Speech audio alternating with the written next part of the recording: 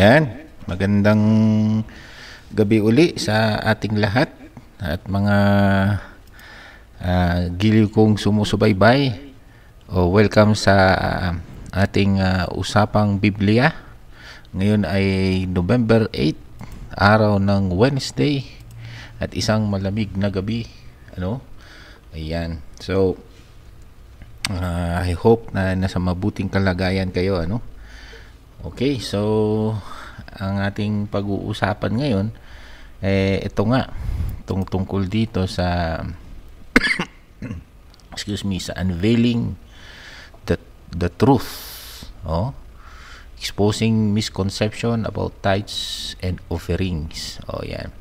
So usapan natin ngayon ang topic to discuss. Una, what is tithing and should Christian practice it? Next, how should a Christian give? Giving to the church, And pangatlo, false belief about giving in contemporary Christianity. What is tithing and should Christian practice it? Ano ba yan tithing na yan? Okay? So, sabi rito, what is tithing and should Christian practice it? Tithing is a religious practice, particularly associated with Christianity, in which individuals give a portion of their income. Give portion of their income, typically 1/10 or 10% of their income, sabi nga dyan, to support their church or religious organization. The word tithe itself means tenth. Okay? The practice of tithing has its roots in various passages in the Bible. First, kagaya ng Malaki chapter 3 verse 10, na very popular na pinagbabasihan ng practice of giving 10% or tithes. Okay? Particularly in the Old Testament, such as in the books of Leviticus, book of Numbers, Deuteronomy. It was a way for the Israelites to support the Levites, the priestly tribe, and the temple, as well as provide for those in need. Okay, so ang tithes, katulad ng nabasa natin, it is actually a practice of the Israelites. Yan ay kanilang practice, at ang konsepto niyan is para yan, yung tithes na kukolektahin ay para yan sa mga Levites priests anong panahon na yon. Kasi yung mga panahon na yon, ang mga Levites ay itinalaga ng Diyos para maging manggagawa niya sa templo, habang ang ibang mga tribes ay pinagpala ng Diyos ng mga sarili nilang land and other form of blessing. Pero ang Levites, hindi sila binigyan ng sarili nilang land, kaya pamamagitan ng 10% tithes mabigyan o matugunan yung needs ng mga Levites o priests ng mga Israelites sa panahon na yon.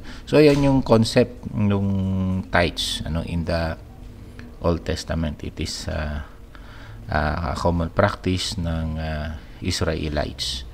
Iyan. Ngayon,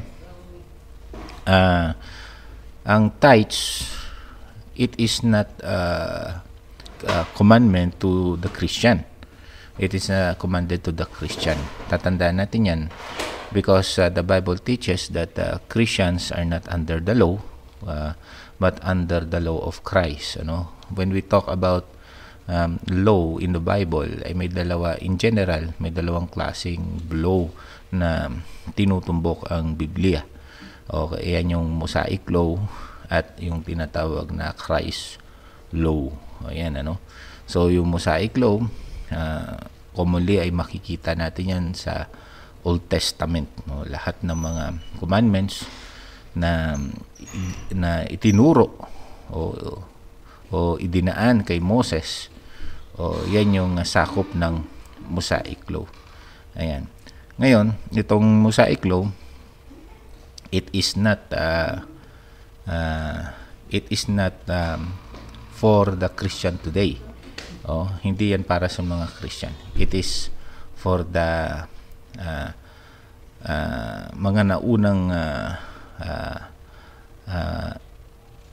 Israelites, o sabihin na natin, hindi for the Christians today.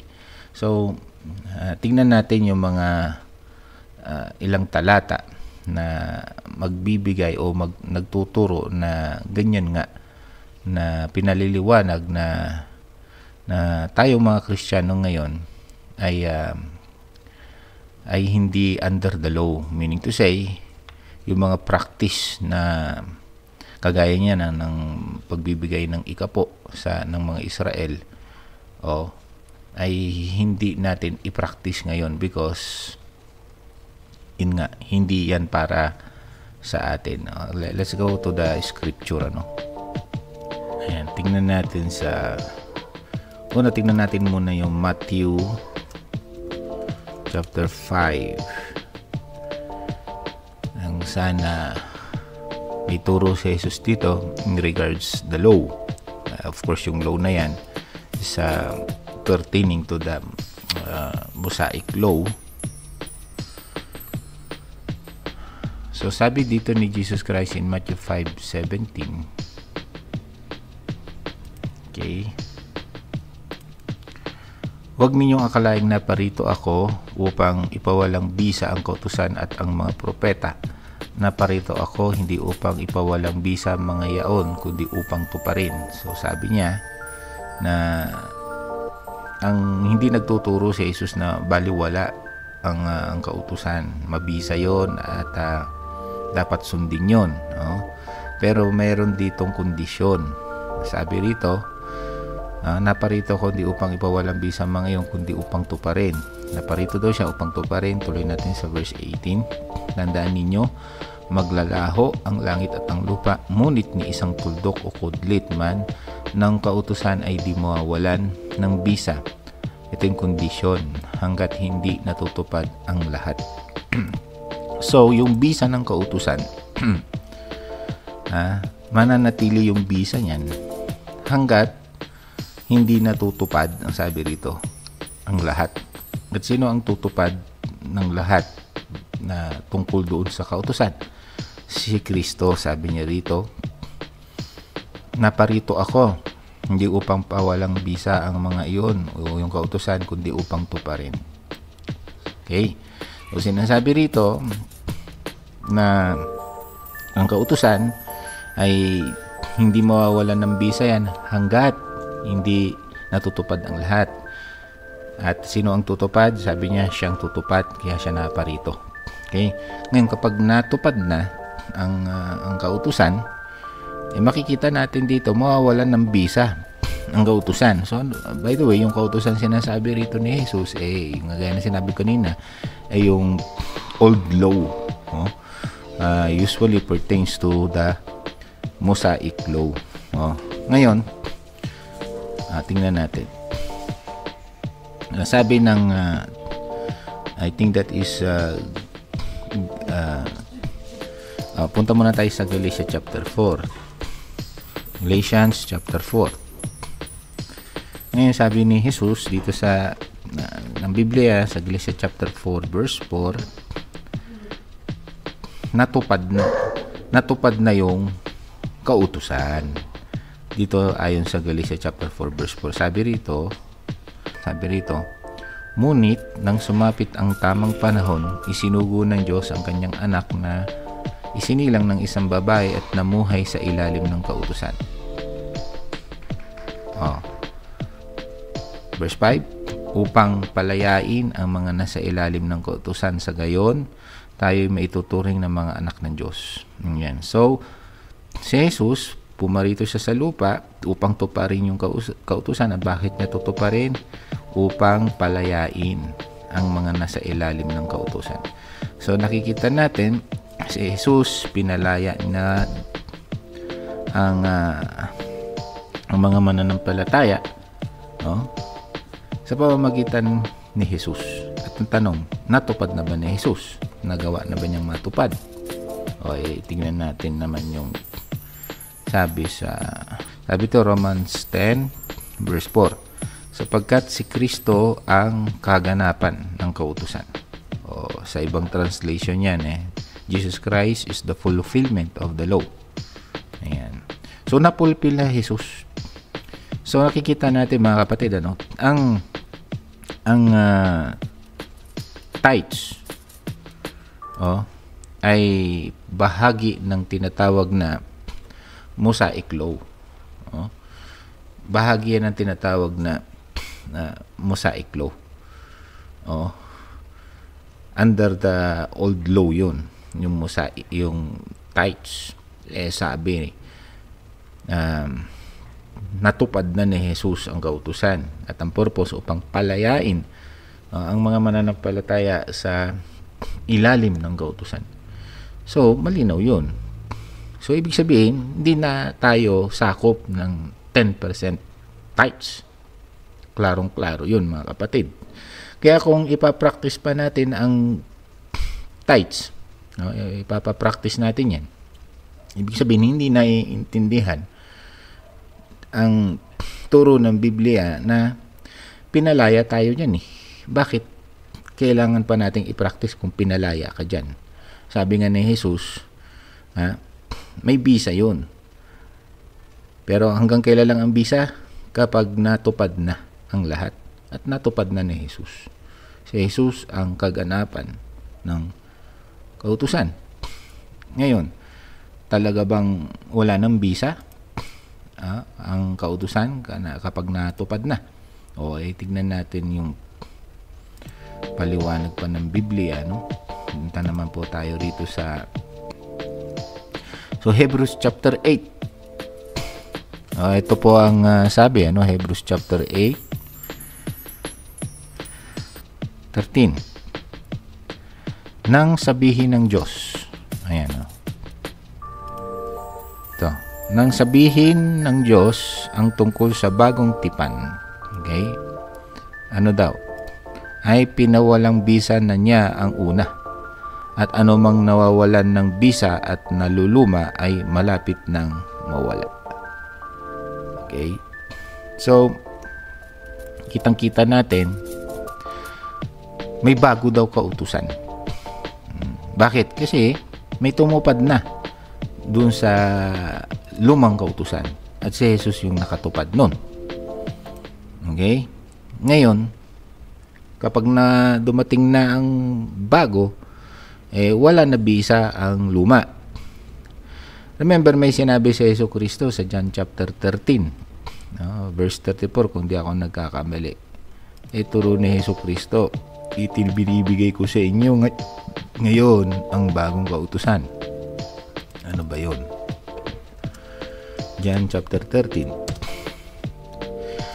So, sa John chapter 13 po, ito, I think that is verse 34. Ito, isang bagong utos ang ibinibigay ko sa inyo ngayon. Bago daw Kikita natin. So,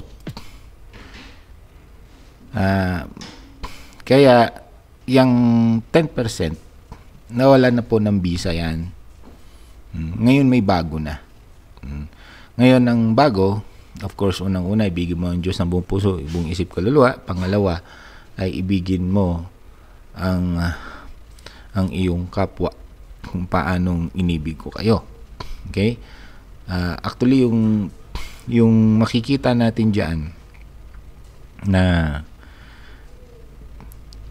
kung may bago, pati yung mga ilang alituntunin, actually, mapapalitan. Kaya kasama po yung pagbibigay ng 10% tithes, pinalitan yun. O, tingnan natin kung totoo bang kapag may pagpapalit, pinalitan yung hindi na 10% tithes. Pero bago ko ipakita kung ano yung ipinalit sa 10%, tingnan muna natin itong Hebrew ulit. Hebrews chapter 7. Okay. Kasi ang noon sa lumang tipan, ang pinagkatiwala ng kautusan ay si Moses. Okay? Ngayon, ang pinagkatiwalaan ng bagong kautusan ay hindi si Moses, kung hindi si Kristo. Si Jesus ngayon ang pinagkakatiwalaan. Kumbaga sa kanya siya yung bago na pinagkatiwalaan o parang bagong pare na humalili kay Moses. O, tingnan natin Hebrews 7. Ang bagay na ito ay lalo pang naging maliwanag na magkaroon ng ibang pari ayon sa pagkapari ng Melchizedek. Naging pari siya dahil sa kapangyarihan. Okay? Ng buhay na kailanmay hindi matatapos at di dahil sa lahing pinagmulan na tinakda ng kautusan. Sapagkat ito ang sinasabi ng kautusan tungkol sa kanya, ikaw ay pari magpakailanman ayon sa pagkapari ni Melchizedek. Kaya nga, inalis ang naunang alituntunin. Inalis yung naunang alituntunin, Okay, inalis. Dahil sa ito'y mahina at walang bisa. Sapagkat walang sino mang nagiging ganap sa pamamagitan ng kautusan ni Moses. Higit na mabuti ang bagong pag-asang tinanggap natin ngayon, sapagkat sa pamamagitan nito'y nakakalapit na tayo sa Diyos. Ang Diyos ay hindi nanunumpa.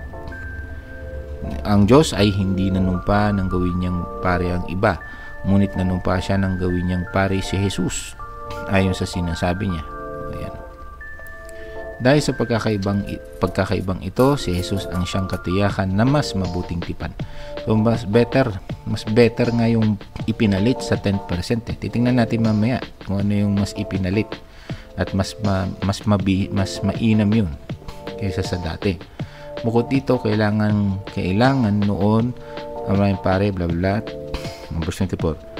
Ngunit si Jesus ay buhay magpakilaman. Ayan.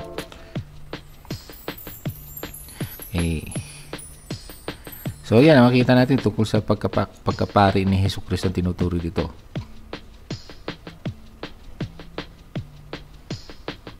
Ayan. So nagkaroon ng pagpapalit ng alituntunin kaya nung bago na ang pare, bago na rin ang alituntunin. At yan ay nga, alam natin na si Jesus na yung bagong pare na ipinalit. At mas better covenant. Ngayon tingnan natin po kung ano yung ipinalit sa 10% tithes. Ito na yung itinuturo ni Apostol Pablo. Ito yung better covenant pagdating sa giving. 9:7 Ito na yun. Sabi po dito, okay, ang bawat isa ay dapat magbigay ayon sa kanyang pasya, maluwag sa loob at hindi napipilitan lamang, sapagkat iniibig ng Diyos ang nagbibigay ng may kagalakan. Ayan. So, kita natin mga gilo kong taga-subaybay na talagang walang bisa na yung 10% tithes. Hindi na natin pinapractice yan kasi it is not for the Christian. Romans 6:12, kung babasahin mo doon, for we are not under the law, but we are now under grace. Galatia chapter 6 verse 2, sabi roon, yung sinasabing under grace, meaning to say, under the Lord Jesus Christ. Galatia chapter 6 verse 2, may sinasabi roon na love one another and you fulfill the law of Christ. So yan ang sinusunod natin mga Kristiyano, the law of Christ. At sa bagong tipan, ang pagbibigay natin ay hindi na tithes, hindi na 10%, kung hindi yun ang basahin natin, 2 Corinthians 9:7, basahin nyo sa inyong bahay. Yan yung inutos sa atin mga Kristiyano, at ganyan ang ipinapractice natin. So gaya ng sabi ko, hindi natin talakayan ng mahaba ito. Magparoon na lang tayo ng part 2 for the sake of time being. So mayroon tayong part 2 na ito. Subaybayan po ninyo yung susunod at ipapaliwanag ko pa yung iba pang dapat natin pag-uusapan regarding this topic natin ngayon. So yan, nakita natin na ito nga yung prior na pag-uusapan natin. Ayan. So hindi pa natin napag-usapan number 2, how should a Christian give? And number 3, false belief about giving in contemporary Christianity. Kasi maraming mga pinapractice ngayon, mga tinuturo ngayon na ganito dapat tayo magbigay. Tapos, sa kakulangan ng pag-aaral ng Biblia ay marami tuloy, ay gumagawa ng maling practice about the giving, the right giving.